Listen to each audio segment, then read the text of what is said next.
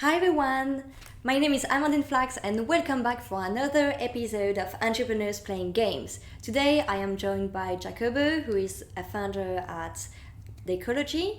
So I know I promoted a bit that Sharon would also be here, but she had a last minute thing, so that's fine.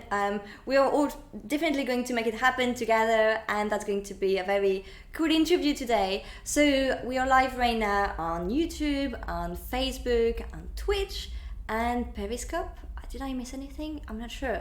So please, whatever the platform you're using, jump on the discussion, let us know what you're working on, where you're based. Maybe you're not here in London like us or in the UK, so let us know also what you think about what we're talking about. And if you have any question for Jacobo, shoot it. Yeah, I'm going to keep an eye on the chat and ask him as soon as you post your questions. So feel free to ask us anything.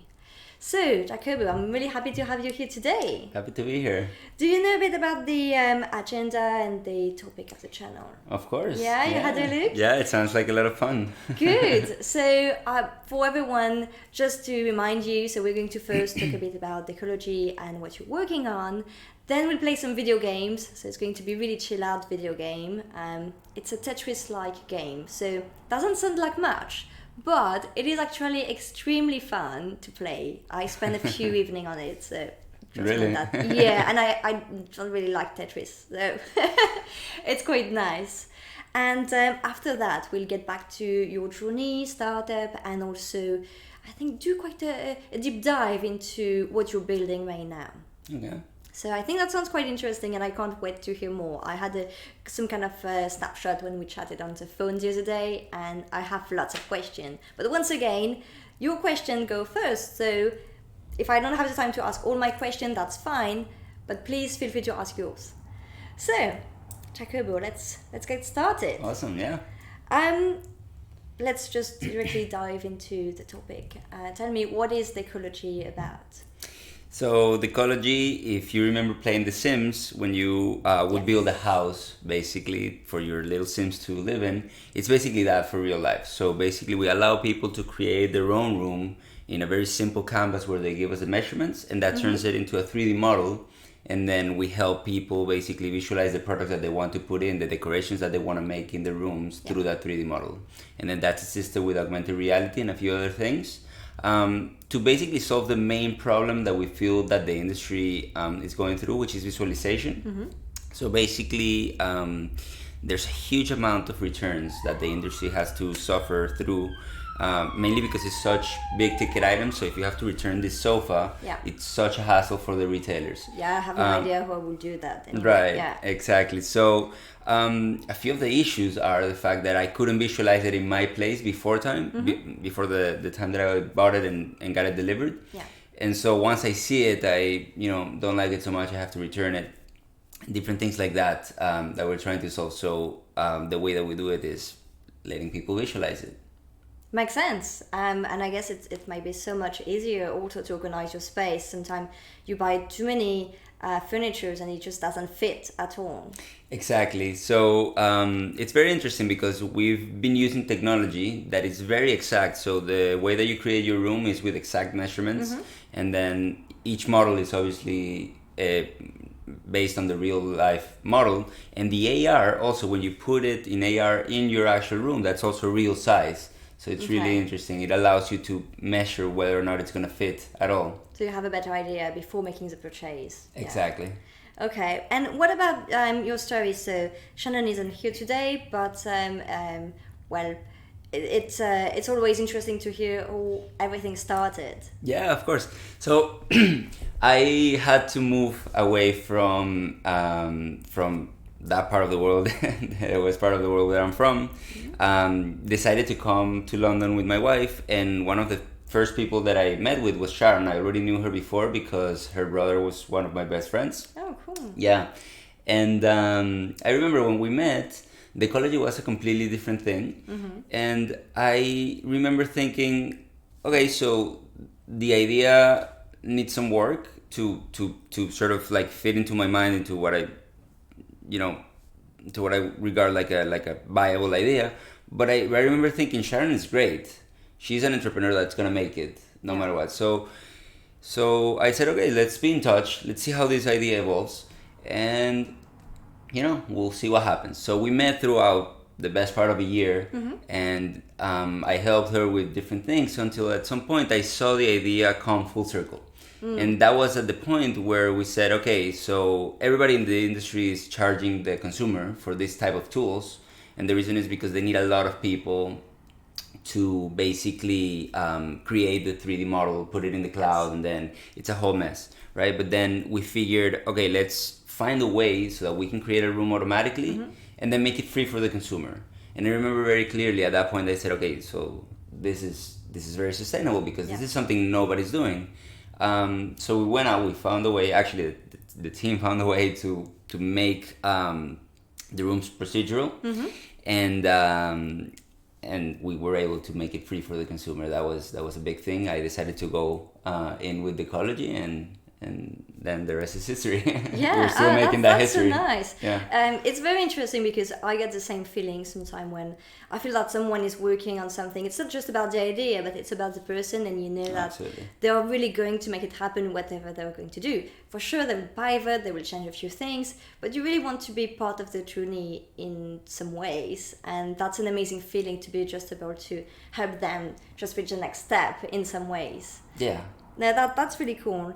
And before we play video games, I'd like to ask you why you feel that right now is the right time for retailers. You mentioned that they have been experimenting with the technology, but they they needed to have a team internally to really help them create a lot of things, and they didn't necessarily have the model right. So why do you feel that right now is a good time for you to approach retailers and to launch this? That's a great question. I actually don't think that right now is the right time. I think we're actually kind of late already.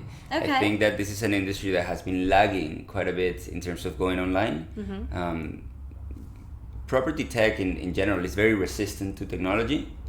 And I think that because of that, there's such huge lack of interesting solutions for them to solve these problems.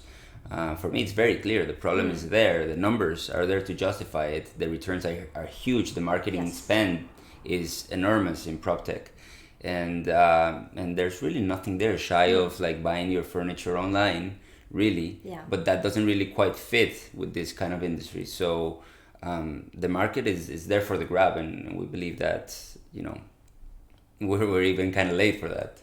that's funny because a few months ago I had Rebecca, who is the founder of Lawn Design Club. So they're doing something completely different and also focusing on the fashion tech space. But she was basically saying the same thing, that it was very hard for retailers to just go online and not just having a website, but just to innovate was very hard for them. And so it was the same thing, like her business model is completely different, but it's quite interesting to see that they are not necessarily the baby steps for retailers. They don't really try to catch up directly to the online space and get in, but actually go through startups, and the startups are bringing the innovations to the retailers. Right. Yeah. So Sharon used to work in the industry, so she knows firsthand that it's very, very resistant to change in general. Not even talking about going online. So Yeah. And what about AR? When you mention AR to those retailers, what is the reaction? Actually, so it's interesting. We get two types of reactions when people see the app. Is either they see the 3D visualization and they say wow, or they see the AR and they say wow. So it's either or. I like AR. I've been working with AR since way before AR Kits, and I love the technology, but it's getting easier and easier to do AR. So at some point, it's like a little bit of a gimmick even to do AR. So I like it much more when they get impressed about what's really complicated in there, which is the room, the procedural room stuff. But AR is still not widely known, and people still get impressed. They see the chair digitally and instead you see in the same place, and it's impressive. So. But I feel that, well, having worked also in AR and VR for quite a few years, it feels like ages, but it wasn't that long ago. And yeah, I get that feeling where people are excited sometimes for things that are not that big or sort of just simple for you, and you really like when they actually understand what is really cool and what makes it cool. Yeah. Because they get it, and if they get it, you're on the same page, so it's easier to be in the same. Yeah, discussion. exactly. You don't talk to me. I'm the technology guy. I mean, obviously, I'm gonna be impressed by like the numbers, the data comes out. Like, wow. Yes, no, I completely get that. Yeah. Okay, so what about we play some video games now, and then we'll get back to more into the details, because I want to get back to the AR kit, but also to the retailers, how it works for them and everything. Awesome, yeah. So let's do that after some video games. So as I said today, we're going to play Tricky Towers. It's a Tetris-like game, really straightforward, quite easy. So I'm going to launch it quickly, because you'll see, you don't need to be a pro gamer to get it. Okay. And also, it's not that easy to find games where you can play with two people. I was initially looking for that because the co-founder was supposed to be here, and I was like, okay, so let's try to find something interesting when we are the three of us, which is always tricky. Cool. I was actually looking for a game that was more related to decoration, but I don't know what happened in my mind. I thought finding a way to make things happen and to like get things together. For me, it's a bit like interior design. Yeah. So, I mean, this seems to fit.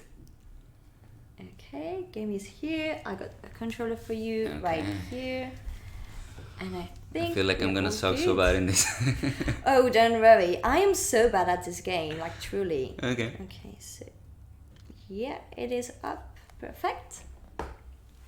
Yeah, I am so bad. I played a few times with my partner, and yeah, it's not my thing. I think I have a different type of logic. Lots of people think really in a specific logical way, and my logic might just be odd. So I always try things, and it never work really well. Okay, well, let's see. Okay, let's do a local battle. Okay, so you need to press A, and then you choose your character. Alright, let's see. Oh yeah, this guy. I think we automatically choose the same person. That's fine. That's fine, yeah. So let's go for random, easy, and for a big cup. So basically, the difference is that it's going to be a Tetris-like game, but the difference is that there are some kind of powers. So we are witches, I guess, and sometimes we can change a few things. So the for example, there are different modes, and there is the one that just delete the last piece. Okay. So it's not automatic, but basically you'll see at some point you have a small icon next to your character, and if you press X, it's going to do something. All right. Something sometimes good, sometimes bad. Something is bad for the other. You never know. But Okay. And the other difference is that there are kind of small challenges mode. So you see, there is. Well, I'll let you know as soon as the new mode starts. Yeah, so let's get into it. it. Makes sense. Yeah. Dixie. Well, I'm not going to pronounce your name, but no, we didn't program this game, so it's a game available on Steam. Very nice game. We're here today to talk about Decology, so that's a Jacobo startup. But right now we're playing some video games, and then we'll get back to the interview and get more into details about his startup. So if you're interested in augmented reality, interior design, building an app, or just entrepreneurship, stay around and you can ask us anything. But after we play video games. Or you can ask right now, but we'll be playing video games now. Okay, so this one basically, the idea is to stack as many pieces as possible before reaching the line. And that's the format that I'm the worst at. Everything always falls apart before the end, like right before the end.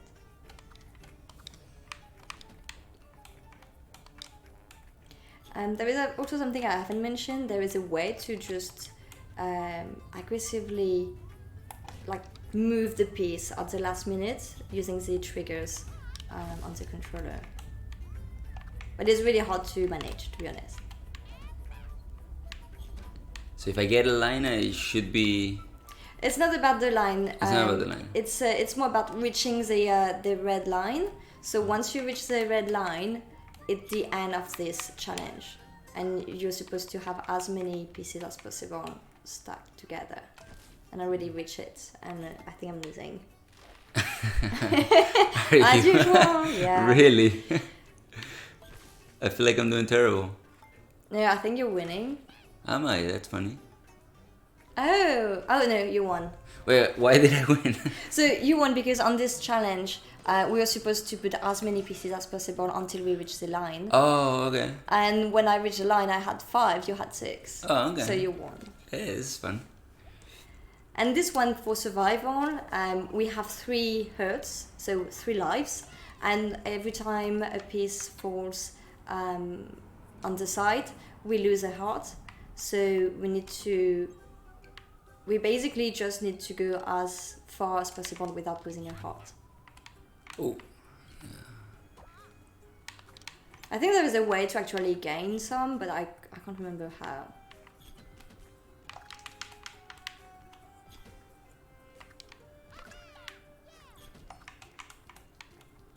It requires so much focus. It really does. Generally, I'm like, oh, okay, that's fine. I played it, and that's okay. But here, I know, so bad. Yeah, everybody wants to say that they are good at multitasking, but yeah. When I started the stream, lots of people asked me why I don't just play video game for the entire time during the interview. And I clearly told them there is no way. It is so hard already. Yeah. Like, especially when I ask questions, so that's okay. I prepare my question, I can ask them anytime. But for the guest, it would be really hard, especially when you're not a gamer.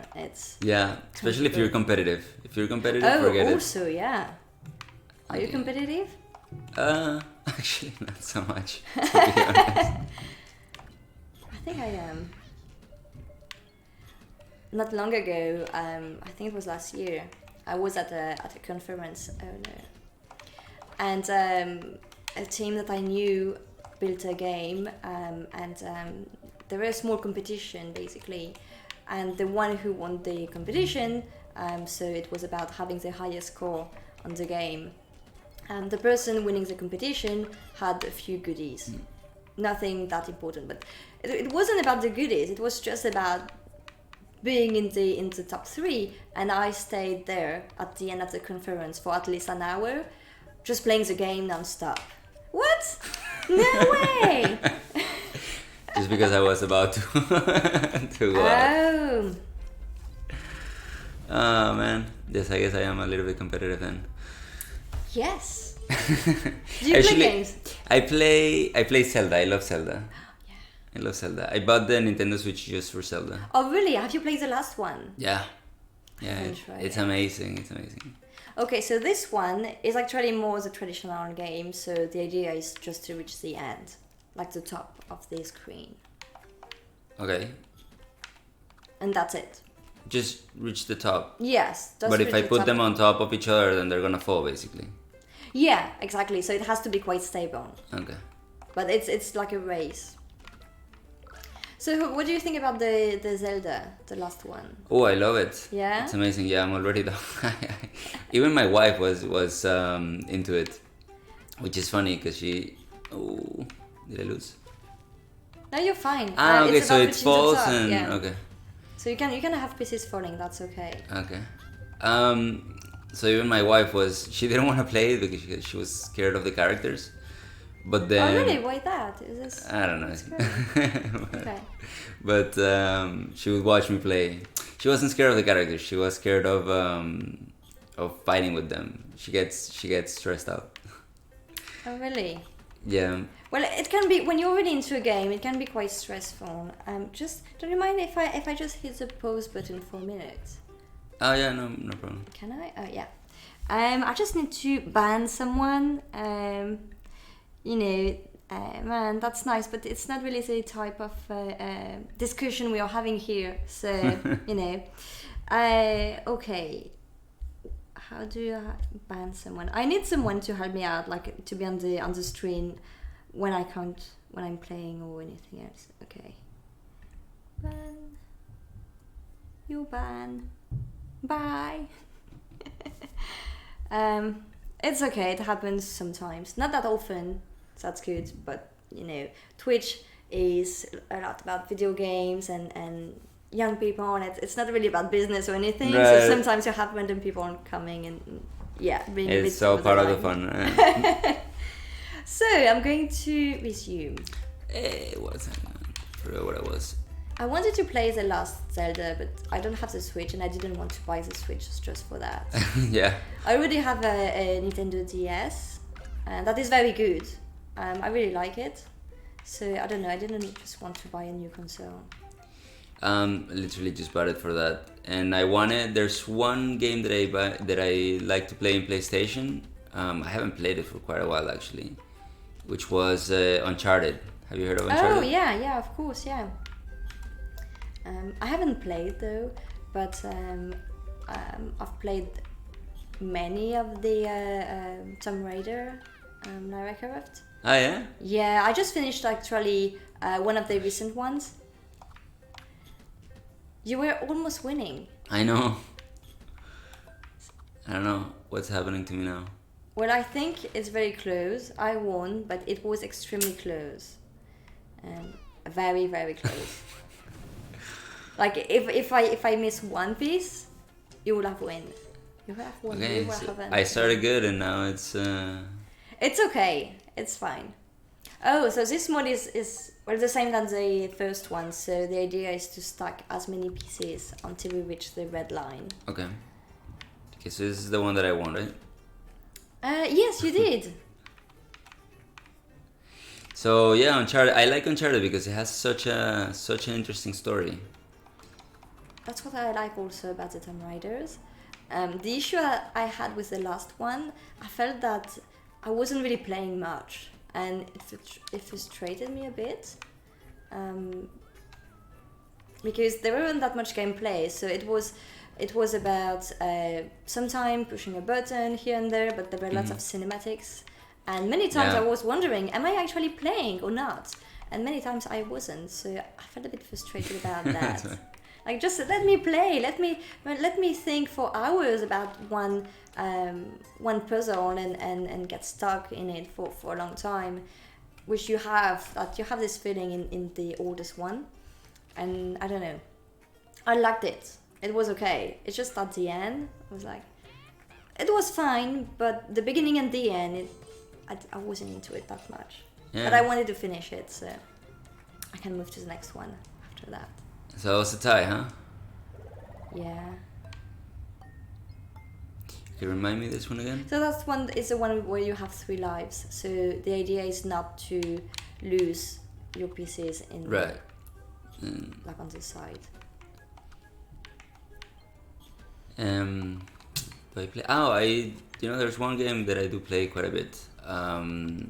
Civilization. You know that game? Yeah, that's cool. I actually love that game. I think I don't have enough passions for that. I've been watching people playing online, and it's good enough. I don't think I could play myself because it's require lots of dedication and time. Yeah, you need to learn. But I've been playing for. I've been playing for quite a while, that one. I love it. It's really, really interesting. So do you play on your own or do you play with someone? Civilization? No, on my own. I think, I don't know how it works. I think you can play with people, but... I think so, yeah. I have no idea how it works either. It's probably really, really slow because each turn takes a lot of time. Exactly, yeah. So you game a lot? You play a lot? Yeah, kind of. Not a lot, but I feel more than lots of people. Okay. So what's your favorite game? I don't really have a favorite one. I think. Oh, you won. That's cool. Yeah. Recently, there is a game that I really loved. It was Alan Wake. That was really cool. It's not really mainstream. It's not really well known, but it's really fun. Basically, you are a guy and you don't have much with you, so you find some stuff sometimes, some pistols and light.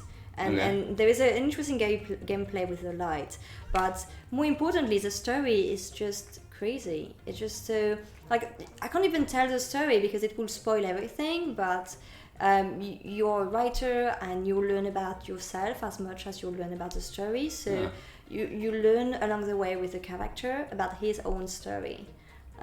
So it's quite interesting, and sometimes it's like really messed up. Like, wait a minute, am I getting this right? And I feel that's very interesting. Yeah. Like, I didn't have this feeling in a game for a very long time, so it was very cool. Yeah, it sounds really interesting. Yeah, I really love that. Yeah, lately my game is just my work.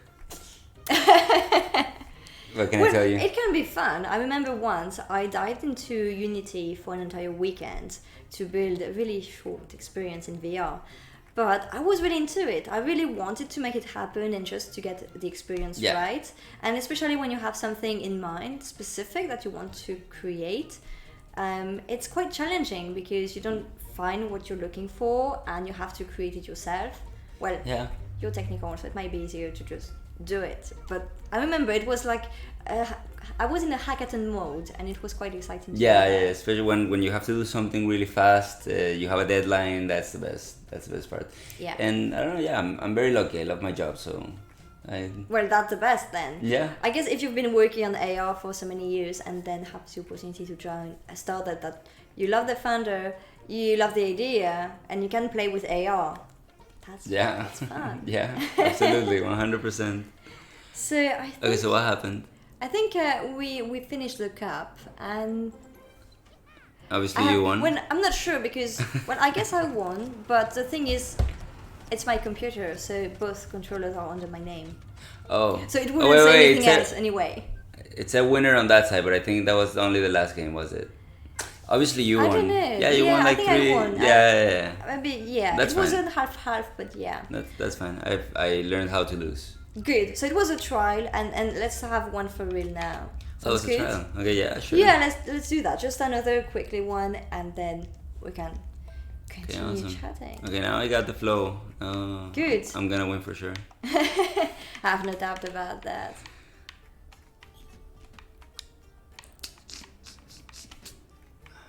But then I can ask you hot questions, so you. Sure, go for it. I think I spoke too soon. I remember here's the easy mode, so it's not too hard. I tried different modes and it was crazy hard. Really? Yeah, I couldn't stack anything like more than 2 pieces together.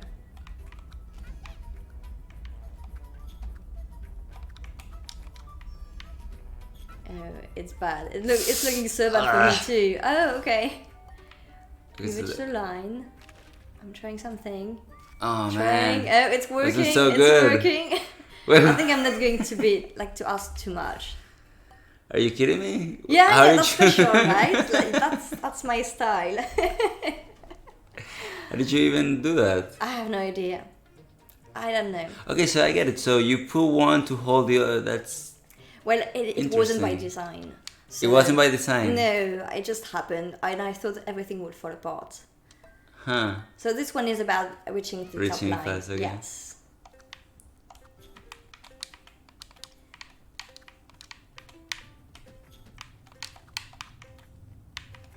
The last stream, or maybe the one before, I had the founders of Beanborn, which is an interesting project, and we played a game that is about fighting together or each other. And at the beginning they were like, oh, we don't play much games, be nice with us. But then they were so into it and so competitive, they were like just crazy. And I was thinking, well, I would be nice and try to go easy on them. And then I was like, shit, I have to really now I'm losing level up my on game. My own show. What's this? No. And that was, Generally, when it starts falling apart, it's really hard to just get back to it straight away.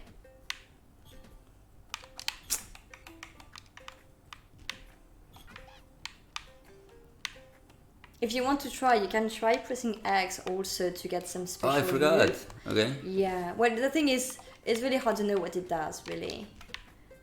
Sometimes it removes a piece, sometimes it does something to the other.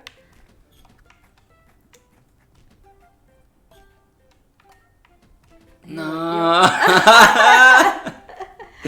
You were so Oh my far God. away. I got cocky. I think that's what this game is about. Like, how much are you ready to risk? Still won. You did it. Yeah. Great. Oh, what's this? It's just something that say that you won. Ah, okay. Yeah, you don't need to really be careful about that. It's just going to go somewhere on your tower. So why was that one 3 points? The winner gets 3 points and the loser 2. Oh, okay, got it. Yeah, I think it's because we're also 2. So maybe if we were 3, it would be the same. Like maybe there would be 1 point for one person. I don't know. I've always played with someone. Never played with 2 people on this game, so I don't really know. I initially had in mind an IKEA game where you have to build furnitures. I was thinking, I'm going to test your furniture building abilities. But then when I look at the 2 players mode, didn't find this good enough. So it's interesting. IKEA actually has an app that is very similar to ours. Obviously, the big problem with that is that it's only IKEA products. Yeah. So people don't get to choose, which we believe is obviously. Can you also buy through the app, or is it just visualization? Yeah, only? no, you go directly to the retailer's portal. Okay. Which by now is one of the main ways that we monetize. And then number 2 is basically. Well, You won. Yeah. Are you letting me win now? No, Okay. I was listening to what you were saying, So and I that's my didn't strategy. notice. Yeah, and the thing is with this part, you have 3 lives, and if you lose several pieces at the same time, well, all your heart is it'll going give at the same time. That's interesting. So that's what happened. Okay, this one I like. So yeah, what was I saying? It's you're going through the retailer app. Yeah. So basically, that's one of the main ways that we monetize. It's just basically going through their site through an affiliate marketing scheme. But then we also do pay-per placement, which basically means that if the consumers place a product, the retailers know that the consumers are evaluating their products in the context of their own room and that they know that they fit and so on and so forth. So they basically give us a small advertising fee for that. Okay, which is already like everything is on paper at the beginning, like. Yeah, of course. Like, It's not like what I meant is that it's not like when you have a per click or something. It's more about. It is a similar. No, it is actually, yeah. Yeah, it's very similar to pay-per-click, just because they obviously don't know how many people are gonna opt into their products. That's the whole point. Obviously, it's connected to how many people will ultimately want to buy from them. Is how much they want to pay. I mean, they're paying only for consideration of their products in their actual room. Which is very interesting analytics, because I feel that if retailers are not that present online and don't really have a really strong website, it's really hard for them to get this kind of info, right? Yeah. And you don't really know if your product is resold in a store or something that is not online, or even through different platforms. You don't necessarily have access to those numbers. You just see how much you sold through this specific platform. You won again! Wow. Yeah, exactly. So it would have been funny if you saw the presentation once we the demo day on PyLabs. Yeah. Sharon started by saying how much of an issue it was for her to design her own room. Okay. Because of the fact that she had to go through all kinds of different retailers and all different things. So it's not really that retailers like Made or John Lewis don't have the capability of doing something like this. It's just that it's not worth it, because the main problem is that you're still gonna want to go through retailers, across retailers, Sure. and see what works best. So if the product is not omni-channel, it really defeats the whole purpose. Yeah, I get that. Yeah. Yeah. I have so many questions, but I know I want to just finish this I last think I got game. the hang of it. If you You are, yes. And that's the last game, so that's perfect. awesome. So You know, I remind don't me want this to one as many pieces as too possible. much. Yeah. Yes, exactly. Okay. Oh, and already in bad shapes. How are you? Okay. So interesting. My approach, you mean? Yeah, I know. Yeah, I know. Yeah. Is that on purpose or? I think it is this time. Huh, okay, that one. Yeah, I think you're going to kill this game. What happens if it falls? Nothing. Oh yeah, I'm done. Perfect. So we're going to see, but yeah, I think Look at that thing. I think you're definitely winning everything. That's so I think cool. that was a tie, wasn't it? Look. No, because it's we all every time we all won some stuff. So you got 9 points and I got 4. I won. Okay, that's a good. It can be a bit confusing because every time we even if I am second, which you know is a loser because we're 2, I still got points for being second. So it's a bit odd, I know. Yeah. Okay, well I think Awesome. it was quite nice, but as we already started diving more into what you do already, I think it's time to get full into that. Yeah. I'm just going to switch right here and also to just remove the game because we don't hear the sound, but everyone could hear the sound of the game right now. So I'm just going to remove it just to make sure it's not interfering. Okay. And get back to it. Perfect. Great. Okay, awesome. So we already started talking a bit about the retailers, and I have a question for this aspect of your business, the retailer side. So how does this work for them also with the 3D model? So you mentioned that that's the main part of the revenue model, that's the retailers, because it's going to be free for users. So on the retailer end, how constraining it is and how much do they need to already have in terms of 3D models ready? Yeah, that's a great question. So a lot of them already have them because it's part of their day to day, and actually these things are very, very useful in the industry. But even if they don't, we have a process with people in India that can do it really, really fast. So we can design it for them, and it usually takes a couple of days.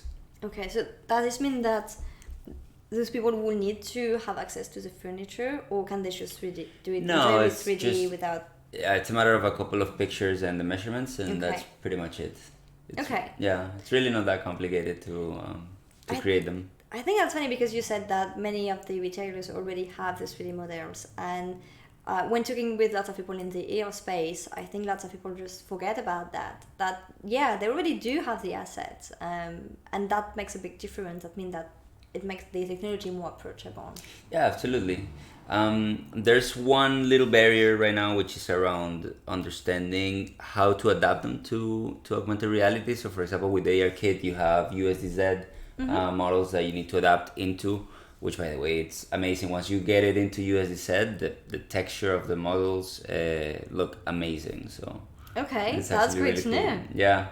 Talking about AR kit, I wanted to know more about the fact that you're using AR kit. So it has been made by Apple. In case some people don't know that, which I think most people don't know that. So that means that you're first launching on Apple phones. Yes. But how hard it is to then develop the same technology or open up to Android users looking that it's already developed on the top of an Apple product, and then how constraining it is to work with such Apple products. That's an interesting question, because again it comes back to the fact that the AR bit is actually not the most complicated part of the whole system. Okay. And in fact, the same way that you have ARKit, you have Core AR, which is Google's version of Android's version of ARKit, and you could do pretty much the same, probably with different models. So we probably would have to adapt the models a little bit, and then So that means that the day you want to switch or to open up your base of users to Android users, you still have lots of work to do, but it's not like mainly on building a AR. product. Yeah, Okay. it's not mainly on AR. Okay. I would say even that we probably have been working on AR for quite a while. We were able to develop that really fast, and right now we're working on the interface. I'm very keen on having great design. For me, it's crucial. I think right now a startup that doesn't have great UI UX, it's really not bound to be very successful. So we've been working on that. We're actually doing a whole redesign from what we achieved after the PyLabs program, and that's actually a lot of work. I can imagine that. Yeah. So you've been through the PyLabs, which is a program, which is an accelerator program, and when you said that you've been redesigning the app, so what has been your approach? Do you think that it's a program itself, that being part of the program helped you understand that there was something to do with the design of the application itself, or was it something else? Because I feel that it's really hard to come to what you're doing with a fresh eye and be able to say, well, that's actually not great for my users. Right. It's really hard because it's what you're doing and what you're working on every day. So was it a program that helped you understand that, or was it something else? Well, that's such a great question, actually. Well, first of all, PyLabs was great for many different things. In this case, though, when it comes down to design, just the fact that PyLabs was such an intensive program for 3 months, that meant that we have a couple weeks to do the design, and then once we had it, we just ran with it. And we developed basically the app. The whole app was developed in 3 months. And once we were done and we launched it on demo day, we, for the first time, started putting it into the hands of consumers, which, lean startup started doing it before. That's obviously the whole point. But we did it after the program because we were basically running to have the product by the end of the of demo day. We got it into people's hands. We found out that it was terrible in terms of UX. That's okay. That's always happened. Yeah, of course. But not mainly terrible. The technology was there. The technology is really cool, but we were trying to put in so many things into it that it just made it so complicated. So we had like a little blog, and we had like these different looks that were sort of like put in this particular way that was very confusing for users and so on and so forth. So we said, okay, let's redesign this thing. So we came back to the drawing board. We have a great designer that just did an intensive week with us. We redesigned. We loved the new thing. And then we said, okay, yeah, this is it. And we're sort of testing and designing as well at the same time right now. So that works much better. And right now we're going to be able to launch with a beta, a closed beta, which is going to be great. A lot of people are going to give us a lot of feedback. So that's the whole point. So the launch of the beta is coming quite fast in the coming weeks. What was your approach to launch this way rather than doing a big product launch? And also, my question behind that is also, do you feel that thinking about the entire user experience made you maybe rethink about doing a big product launch, or just taking your time to really iterate on the user feedback? So I'm a big fan of avoiding this endless hole of making it perfect and just iterating eternally until it's what you think it can be, because it's never gonna be that, right? But that being said, it's never a good idea to launch without a beta group or intensive testing before. So there's just two separate things. It's not about making it perfect, really, launching with a beta. It's just about testing before we actually launch. It's not about not having a big launch. We are going to have our launch and it's going to be great, but we need to first have our little group and test it thoroughly. So beta, and then when do you plan the big launch to be? When do you plan the application to be accessible to everyone? So I want to do it as fast as possible. This is a conversation that I've been having with the team,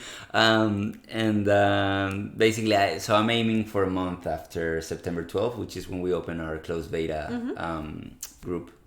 Okay. No, I mean for the next step. when it will be So a month after. Oh, a month after. Yeah, okay. yeah.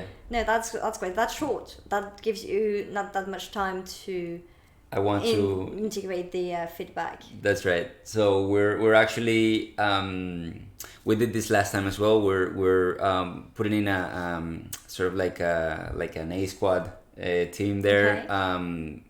with very thorough QA, with a lot more people, hands and eyes into the project, so that we can move really fast.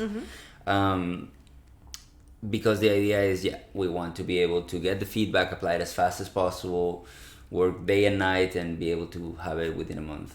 Okay, that's great. It will be intense, so good luck for that. It always is. That's right, yes.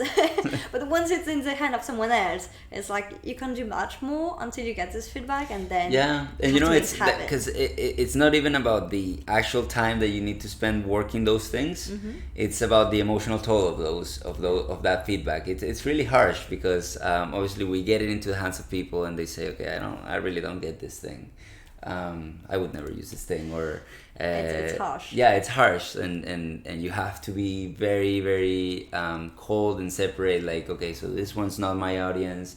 That one's giving me pretty good feedback, and I need to sort of digest it and see how I can make it into a reality. And that one, whatever, I don't know. So it's always intense. Can you imagine that? You also mentioned the rest of the team. So what's the composition of the team right now? So we're 6 people. 6 people. So there's Sharon, there's me, there's Claire, which is our marketing superstar. There's Anna, which is our iOS developer superstar. Okay. There's Andrew, which is the Unity superstar. He's amazing. And there's Mike, which is the 3D designer. Okay. So more of creators and not that many people with the interior design. So your co-founder bring the interior design and industry expertise, right? Yeah. Okay, that's very nice. And so you had funding through the accelerator program. On the phone, you also mentioned that you were looking to raise some angel investment too. So what's the next step in terms of the company growth for you in the coming months? So ideally, we want to go through the investment route. This is a project that definitely has the capability of getting its own traction and its own little funding. It doesn't have to wait for funding as the only mean of growth. We can also generate some revenue because of the model that we're working in. But it would essentially be too slow. So we're definitely going through the funding route, and we're doing 2 main things. Generally, one is a very small round right at the end of development, with a small group of angels, a lot of them already committed to the idea and that they want to join us on this. And then we want to go through the VC route, which is a little bit more ambitious, a little bit more money, and hopefully get much more fuel to just throw this thing into the... Give a big boost. Yeah. Okay, that's cool. Yeah. That's very interesting. You also mentioned on the phone that before going to the VCs, you want to have more data from users and also, I guess, from retailers too. So that's very interesting. I feel that it's definitely the best way to go, having a bit more consistency and being able just not to talk about your idea, but also what you've been up to and have real figures to support your different steps and research. Yeah. So I meet with a lot of entrepreneurs with different ideas, and they ask me about their idea. Obviously, they come in and they say, okay, so I have this idea for this thing, the Uber for whatever. And I almost always tell them that the idea is almost worthless. It's almost really not important. I would say even 5% of the whole mix. The entrepreneur is huge. The traction that they can get is huge. The audience engagement is huge. The idea itself, I wouldn't waste much time thinking to myself, do I have a good idea? I would spend time putting it in the hands of people and saying, hey, is people really using it? Are people really using this? Do they really want it? And so, that's essentially the whole core of the work. So I lost my train of thought a little bit there. No, I get that. That's actually interesting, because that's something I hear a lot, and I completely agree. And as you mentioned before, when you've met with Sharon. Okay, Yeah. I get it wrong. Sorry for that. She's busy with her kid right now, so she's not. Okay, good. Well, if you listen to that, I'm sorry I got your name wrong. So, you mentioned before that when you've met with Sharon, you really wanted to join her adventure, even though it was different at the beginning. Exactly. And by the way, I will ask you how it looked like before. Yeah, sure. But I feel that it's the same thing when you feel that someone is on the right track. As I said before, yes, the idea is going to maybe change a bit. The people that are going to join also the project at an early stage will bring a lot to the project. So that's something that I see a lot. You have, it's all about the founders and what they're going to make with that. Yeah. You have also a lot of people having the same ideas at the same time. Yeah. It happens a lot. It's okay. And what they're going to do with this idea is going to bring their project to completely different ways. Yeah, absolutely. So most times they don't even know where it's gonna take them. Exactly. Yeah. Just wanted to take a minute to say hi to Eddie. Good to see you here today. Hey, Eddie. Hope you're doing great. Eddie is coming to most of the streams actually. He's really cool. So Eddie, just so you know, we're talking about Decology. So Jacobo is the CTO of Decology, and we talked about AR also. So if you have questions on the AR aspect, because I know that's something you're interested in, you can ask him anything. Eddie actually won a hackathon I organized on VR. Oh, really? Yeah, a while ago. It was very fun. Yeah, so I have some questions. Okay, so let me check my question. I still have a lot to cover. Of course. I also was chatting yesterday with someone about apps on Facebook and how the market for apps is quite crowded. You have lots of apps available, and today, unless you know exactly what you're looking for, you generally don't browse for many type of apps. So do you have any specific plan to stand out from the crowd on this end and to reach out to your audience? Once I know it's not your steps right now, but well, I was asked to ask you that, so I guess it's the right timing for that. If you have any tips or any plan on how to stand out from the crowd to push your app. Absolutely. So apps are not a market, or are not a market anymore. At least they're really a channel. So it's the same way as saying there's so many products in Walmart. How do you stand out? Yeah, well, so it's not about standing out within Walmart. It's standing out as a product.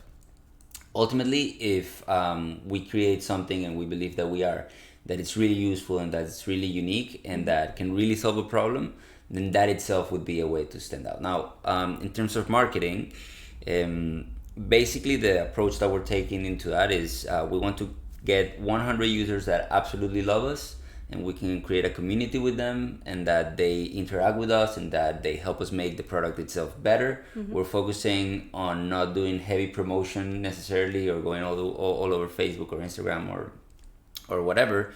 We're trying to have that connection with real users that are a real community and that help us focus on the product and create that sort of purple cow that really stands out. That definitely makes sense, and I like how you say that it used to be a market and now it's not anymore. That's very interesting. When do you see this shift happened?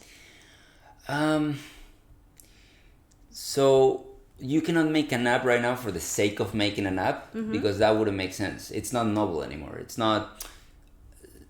I'm not making an app because that's different and that's unique. I'm making an app because of the content of the app itself. Yeah. So at that point, it's already not a market. The market is whatever you are promoting through the channel of being an app. Or if it was practical for me to just take that big furniture and just put it into my customer's place and say, hey, do you like it? Yes? No? Okay, I'll take it back. Obviously, that's not... it's not a smart way of doing it, but if it was, then that would be my product. So whatever whatever the way it is that we solve the problem, that is the product ultimately. The app itself is just secondary, it's collateral. It's just the way that we found to be able to solve that problem. That's very true. what about your own journey? You have been working with app and with AR for many years. So what did you do before? You mentioned that you moved to London recently, but even before that, what's your journey to entrepreneurship? Yeah, I really like my own sort of upbringing with technology, because it's a really interesting story, and it talks a lot about my projects on the larger scheme. I had a job initially in marketing, actually, but then after marketing I started working on a company called Protein, which is a family company. They used to do coverings, and I used to be the natural stone manager for all the countries in that company. So it doesn't get much farther away from technology, right? And that's because I went to business school. I had no idea of how to code or anything like that. But I was very, very depressed in general in my life, just because I wasn't, accomplishing. If I saw myself being the best at what I was doing, I wasn't happy. So if I see myself in 10 years and I've achieved everything that I want to achieve within this industry, this is not the life that I want to live. So what I started doing, and this is very public to say, but don't try this at home, is I started on the commute to the office watching programming videos and teaching myself programming, basically. So I had to drive like an hour and a half to get to the office. And I started doing this, and I realized that when I got home and I was tired after 11 hours of work, and it's that feeling of you really can't do much, and you're really down. But one thing I could do was program, and I said, okay, obviously there's something here. Funny enough, I had to leave the place where I was, and I had to go back to Venezuela at the time. Okay. And because of that, I found myself with a lot of free time. I still was working for the company, but I had to do much less. So I just went all in with programming. And then one thing led to the other. I opened my own agency, basically. In programming, I started working with brands because I came from marketing. Started doing those augmented reality projects with Duracell and Fossil that I talked to you about. And then when I moved to London, I said, still with brands, it doesn't quite cut it. I really want to do more passionate work, and that was the work that I do with startups, which is amazing, and it's someone's baby, right? A startup, and that's when I met Sharon, and this whole thing happened. That's amazing. I love this story. I was looking at your social media and stalking as usual, because I need to get to know you to ask the right question, and I was. Well, I'm surprised because I haven't seen that there. Maybe I didn't dig further enough. I don't know. But that's fascinating. And that's funny because I meet more and more people who are entrepreneurs building their own startup, who actually started in a very completely different way, and one day decided to start coding and to learn more on the technical aspect, to be able to just build something. Yeah. And it's 40-something% of the coding workforce, actually.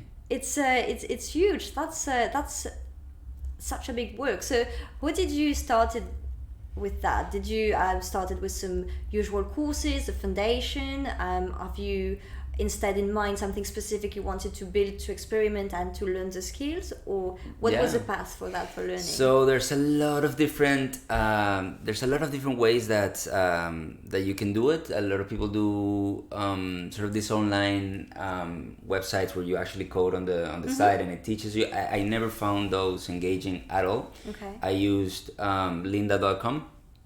And there's this, which is related to LinkedIn, right? Yeah, it was bought by LinkedIn. So right now it's LinkedIn Learning. And they have in there this fantastic class called Programming Fundamentals with Simon Allardyce, which I absolutely recommend. That guy is an amazing teacher, and just that class, it was so engaging and so much fun that I feel that class was really transforming. Okay. And great. so I took that one, and then I started. I decided whether I wanted to go web or mobile, and I made the right choice, fortunately, because I didn't know what I was doing. So fortunately, I don't know. No one never do. No one never does. It's funny. But I chose mobile, which was very fortunate because Swift was a very easy language to learn and to get acquainted with. Apple in general is a very easy platform to get started with. Yeah. So you can create something, even if it's not great, it's gonna be something. So it's gonna give you that feedback, and so that was cool. So I decided I wanted to do a project.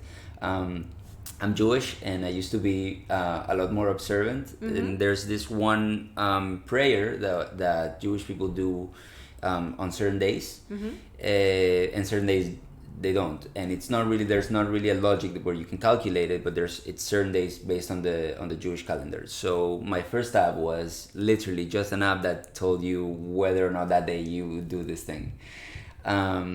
And it was really hard, actually. It is. I tried once to make an app, and I stick to the website. Yeah. But I did it, and the feeling once I did my first app was like, are you kidding me? Like, this is like, I want to do stuff. So I started taking projects. There was this one guy that wanted to do like a Bitcoin mining calculator, and he said, let's do it. And I said, okay, fine. So we'll go 50-50, whatever it is, whatever comes out of that, then we'll share it. And I believe we made like $3. And I haven't paid him the $150 actually. Yeah. I really need to do that. Yeah. But it was fun, and it's an app, and it exists, right? Yes. And once I was able to make it, I was really it was a game changer. I see a lot of questions, so I don't want to. Well, I just want to say hi to a few people here. So Slide Rails, Red Smart Stack, and a few others who join us. So I saw someone asking about if you were live and if also we were taking questions. Yes, please do ask us questions, and we'll be happy to answer. Once again, Jacobo is the co-founder of Decology, a startup based in London. I also put the link to the website in the chat. I don't know if you can see it anymore, but check it out. And if you have questions, just ask, and we'll try to answer. But we won't answer about detergents for t-shirts. Apparently someone really likes your t-shirts. Oh, thank you. Because it's really dark, like the quality. So thank you. We're not going to deep dive too much about that. Let's just stick to startups question, maybe tech. That would be already good, I think. I wanted to actually jump on what you said, and I just got lost now. So about this yes. apps. So the thing is, coming also from a non-technical background and having tried myself to create a few things, I feel that it's an amazing feeling that non-technical people can get sometimes when you haven't had the formation there as a training to build anything, and you have been told all your life that you're not going to build anything, you're going to help sell something and support in some ways. And when you actually build something on your own, you're just like so proud, whatever it is, whatever the motivation behind it, you're like, I made something. Yeah. I created from nothing. I created a little thing that I can share. I can show to people. Yeah. I had this feeling with my website. I spent lots of hours on it, and when it was done, I was like, I did it entirely. So it's great. And it's amazing. So I told, before we got married, I told my wife, eventually when we have kids, our kids are not going to go to college. That obviously lacks a lot of context, but what I meant is certain careers, like the one that I went through, like business school, where it focuses on soft skills. Once I discovered that I could create something, and I did it within 6 months, really, and I was able to create something that I can sell, and I can sell it for £5. That's fine. If you create a chair, if you make a chair, you know how to make a chair. That chair can be worth £1,000 or it can be worth £5. That's fine, but it's something you made. It's something that exists that you can sell. And I feel that right now education is so democratized. It's so available that a lot of people really don't have to go through college to be able to be competent and to be valuable in society as or in professional society. And so this whole debate, for example, I don't want to get too political, but this whole debate about making college free and this and that, I don't even I'm convinced that college is that important also. So like a lot of people can find their way without it. Yeah. So it's yeah. I get that. I've been also through through some schools, and I feel I left earlier than I planned, way much earlier than I planned, because I started having some glimpse about the startup scene and what you could actually learn by doing, compared to what you would get seated in a classroom. And I felt also there were a big gap between the two of them. But I also understand that for some people it is crucial to have Absolutely. some help or some profession that you really need to have. Architects, doctors, Yeah. there's absolutely, obviously not. But I agree that today with online courses you can learn amazing skills on your own. And it's hard. It's hard because you have to take the time for that. You have to have the motivation. And there are so many people just dropping all the programs online. But in the same time, if you really want to make it happen, you can find always a way to learn. And even just meeting people, asking them for advice, going to hackathon, or anything. Yeah. Yeah, absolutely. I see lots of questions. Thank you, Red Smart Track. Let's get political. Okay, I'm not sure what you're talking about. You put so many messages here. No, there's a couple of people there, I think. It's just So the it same. says, yeah. So Sam Stark, I'm so bad with names. Sam Stark said that he knows a kid that's in college for coding, and he asked how can I get him to be successful. He's currently doing a lot. Oh no, okay. Lots of drugs. Experimenting with different things, yeah. Yeah. But the real question I think is how do I make him make a killer app to get rich? Well. Okay. I mean, there is a question on on top of all of that. Yes, there is actually a question on top of that. There's a question on top of that. I wouldn't be able to say that there's one path that works for everybody, and it's not a diss on college even. I mean, some people need that structure to be able to learn everything that needs to be learned. And in fact, I mean, I know that I'm lacking so much of the formal structure because I didn't have the experience to go through college on a more formal computer science career. So it's nothing about one or the other, or one being better than the other. Not at all. It's more about opportunities being there to create things by yourself. If either something else that you already did wasn't there, or the momentum isn't there, or you want to start exploring new things, those things are available, and that's the whole point, basically. And eventually, you are the CTO of Decology, so I feel that yes, you need to understand the technical aspect, but in the same time, part of your role is also to make the right decision and hire the right people around you to make it happen. So it's not just about you coding everything, and I think the part of the mindset of being in a startup and building a startup is actually more about the mindset itself and being flexible and having the right people, more than really being the best at what you're doing. Yeah, absolutely. And it's funny that you mentioned that, because just because I wasn't through that formal system, and because I come from another world, which is marketing, it actually fits quite well to my job as a CTO, because I have to face investors, I have to put myself in the place of a user, I have to do these different things that are not necessarily so related to actually just coding, and that are actually quite valuable in the industry, because clients are from Venus, developers are from Mars. It's really hard to communicate with developers in general. That's a big generality, but just the fact that I can really see myself one-to-one with my co-founder and with investors and with users, it's really valuable. So coming from a different path in life, it's actually valuable. Is there anything specific you felt that you had to learn to step up as a CTO of the company, or is it just about just doing it and we'll see what I can learn along the way? No, lots of things, and I'm still learning. So no, absolutely. I mean, I don't know if there's a specific path. I'm definitely lacking quite a bit of skills that I want to be able to get better at in the future. But of course, you need to have a general idea of how to hire competent people, how to manage their work, how to review their code, and all these things that obviously are very technical and very specific skills that you need to have to be able to do something at that level where, you know, I'm starting a startup that is a formal thing that's going to be launched and it's going to be available to people. Yeah, absolutely.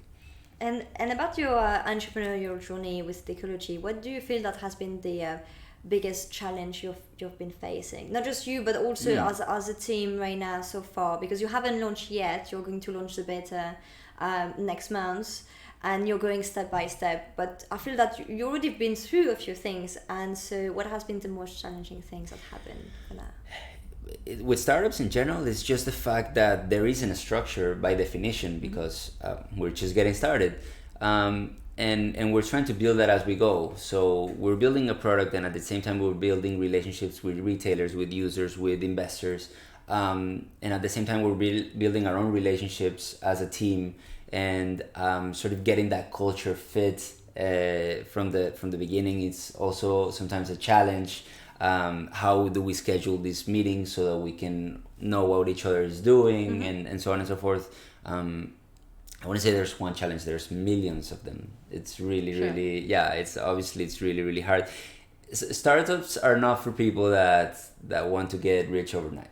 Startups are for people that love this whole process, because getting rich overnight, it's overblown. It's not, you know. You get rich overnight after working really hard for 15 years. Yeah, exactly. Yeah. There you go.